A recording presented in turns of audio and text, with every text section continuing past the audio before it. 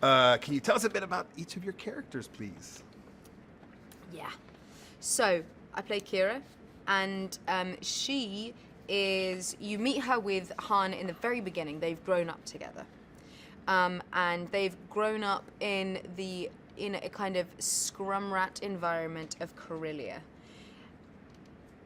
You get a little bit of that. They are separated for whatever reason. And then later on in Han's life, she's reintroduced in a very different guise. And the guise that she's reintroduced is alongside one Dryden Voss, who's a badass mother. Who is a total... Yeah, I'm a sociopath who enjoys hurting people, has a really good time doing that. He's a gangster. He is a sort of... he's a sort of godfather figure. If you're going to do a spot of business, put a crew together and, you know, do a spot of business, a heist or whatever, you have to pay him tribute. And if you don't, things are going to go wrong for you really quickly. Yeah. And tell us what drew you to that kind of character. Well, that's my Sunday. So, what drew me to that sort of character? You know, look, with Star Wars, I saw an opportunity, which was my old mate, Ron Howard, had taken over the Star Wars movie, and so I begged him to be in it. Perfect. And what drew you to the character of Kira? Well, yeah, I mean, it's similar. I'm sure you get this with Star Wars movies where you kind of ask actors, like, why is it that you wanted to be in this movie? And you go, as the actor, you're like, who says no to Star Wars? Someone says, would you like to be a part of this? And especially with Han Solo, especially with this beloved character, it kind of, I definitely saw an opportunity for us to be making something really new and different within the realms of something that is already loved and known. So there's kind of a lot to go for there. There's a lot existing in that space for us to inhabit. And then this is your first time being in Star Wars films. So Star Wars films comes practical sets and big, fun practical sets. Did you have any experiences that you wanted to share? Wow. My first day was magical. I remember the first time I was on a movie set. Where it was a TV set for a show called Wycliffe. And I remember it being so magical and thinking, I've got to remember this day and remember the feeling that it's given me. And I never had that feeling again until I was on the Star Wars set, and I walked down this sort of spiral staircase in you know, a starship that was my starship. And there was an R2 unit going by with champagne flutes on his head, and it was unbelievable. It was a wonderful... I felt like I was 6 years old again.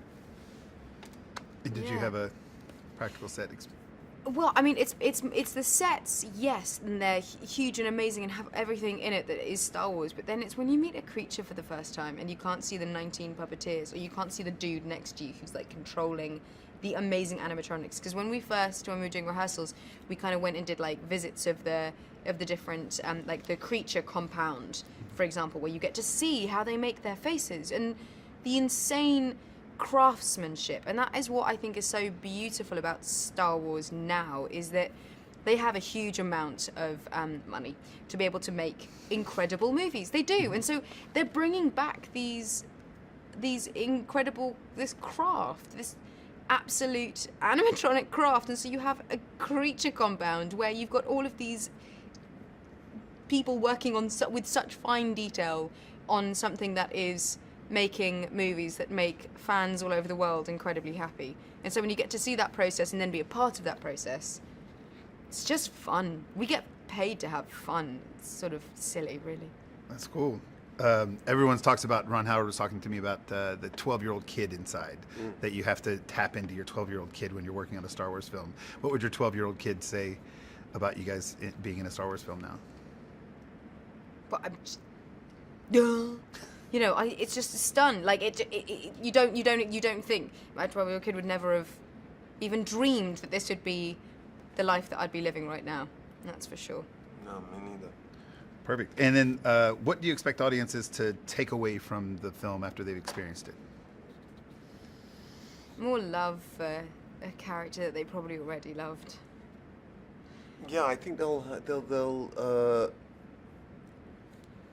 have more understanding and insight into how Han learnt that it's better to shoot first and second.